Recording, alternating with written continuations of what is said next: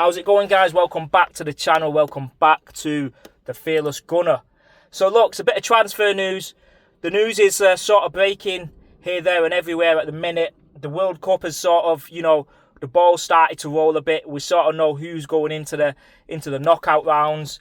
And, sooner or later, we'll be talking about the quarters, the semis, the final. And then before we know it, pre-season and the season starts on the 16th of August for us, which is the Community Shield.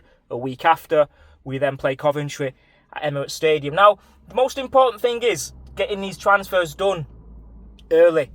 I've seen some teams in the Premier League got a few transfers done over the line. A lot of them, are negotiating. For us at the minute, a lot of news is breaking out. The main one, which obviously stands out, sticks out like a sore thumb, is Morgan Rogers. Now, I know he's one of our primary targets. Maybe the number one target, him, along with Barcola. Is there another one in the in the roadworks that we're not aware of? I know there's is it the Greek winger? I forgot what club he's playing for at the minute, but his statistics are unreal in that Belgian league.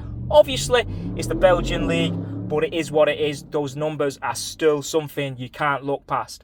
But this one's about Morgan Rogers. It's everywhere. All your journalists that you all, are reading about on their pages and checking if they're releasing anything every morning. They've released a lot of stuff recently about Rogers wanting to become an Arsenal player. The negotiations have apparently started or will be starting, late this week. It's Thursday now anyway, so, should be starting now. Morgan Rogers wants to become an Arsenal player. He wants to play for Arsenal. That is the ultimate. There's a lot of stuff out there which has confirmed that Rogers' ideal scenario this summer is to get a pre-season at Arsenal and play in that Community Shield for Arsenal and be wearing those colours of red and white. So if we can, get this deal done, I don't think it'll be easy because Aston Villa recently have said they're not going to entertain any sort of offers. But we know every team says that about their players. If look at Alexander Isak, for example, last season, it went down to the wire. Newcastle was adamant that Isak's not going to get sold. But then if you've got the money and you put the money on the table, there's a price for everyone. Everyone can get sold for the right price. Now, what I'm hearing is 80 million minimum for Morgan Rogers. Rogers, I believe, signed a new contract last year, but there was some sort of agreement in there. If a club comes in for him, that he will be allowed to go for the right price. Now, the right price, what we believe, is 80 million. Rogers, obviously, his main club he's played for is Aston Villa. Before that, it's Middlesbrough, City under-21s, that sort of stuff. He's not done it on the biggest stages. Yes, he's done it in the Premier League.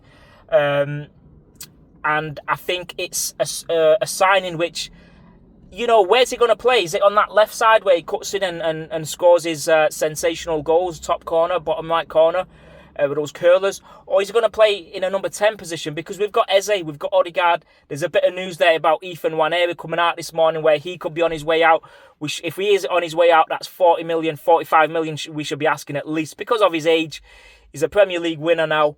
And he's got that experience as well. He's got in another league, in the French league. Yes, he's not played every game, but he's got that experience. He's got that potential, and we ain't letting one of our Hale End products leave for a dime. So look, if we get Rogers over the line, there's gonna be some outgoings. Is Odegaard, has he got a future? Is it his last season for Arsenal now? Does he look at his options? He's a Premier League winner. He's won the league with Arsenal as a captain. There's a lot of talk about him, leaving in the next couple of years and Rice taking that armband. But for me, if Rogers comes in, he's played on that left as well as that number 10 position. That's it. He's versatile. He could sometimes play as a false number 9, but we don't need that at the minute because we've got the likes of Gyökeres there. Havertz is back as well.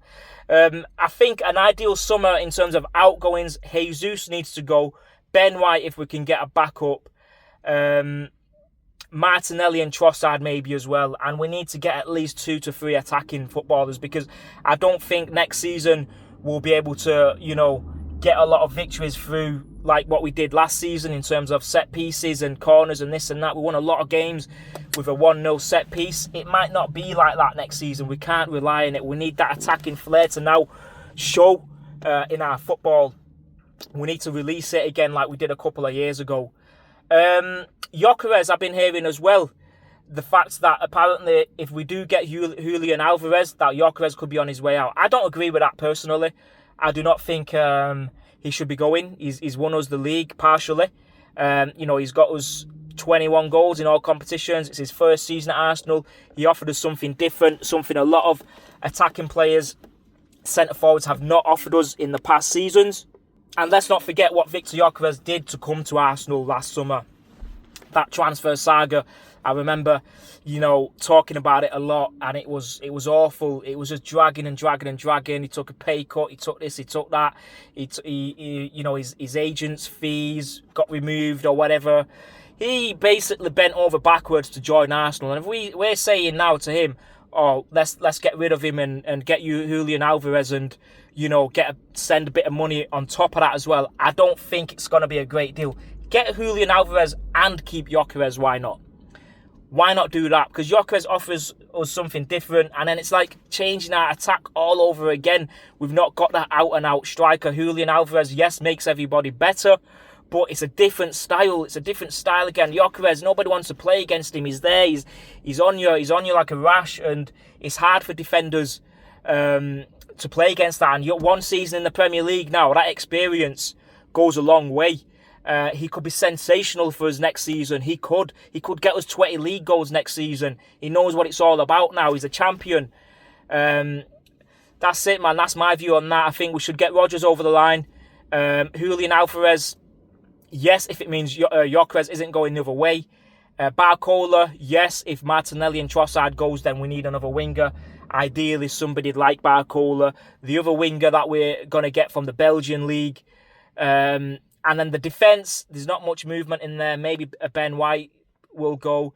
Kepa, I've been hearing, is looking to leave. I'm not sure if that's true. He sees himself as a number one. And obviously he's not going to get that number one when you've got David Raya, who's just accomplished 3 Golden Gloves on the bounce for Arsenal, and he's a Premier League champion now. You're not taking his place in the next 3 to 4 years. I'm sorry, but you're not. You could compete maybe in 2 years. But right now, David Raya, world's best keeper. Other than that, Jesus maybe on his way out as well. We may get another attacking midfielder or a midfielder like a box-to-box, like a Tonali, something like that. I don't know. I believe that something over the next couple of weeks, there is going to be a bombshell. Something we're unaware of. I hope I'm right. I hope it's a top signing that we do bring in, if we do bring one in soon. But I do think something's going to start to move now, because we're at the end of June, we've got July, and then 16 days in August. We need to ideally get them in and bold them in. So let me know what you think, guys. Let us know, because it's interesting. It's going to be interesting next season as well, because I don't think it's going to be a walk in the park like everyone thinks. It's a World Cup year. A lot of things happen. A lot of surprises happen. And look, don't take anything for granted. So, let me know what you think, guys. We'll be back for more videos soon, and I'll catch you in a bit.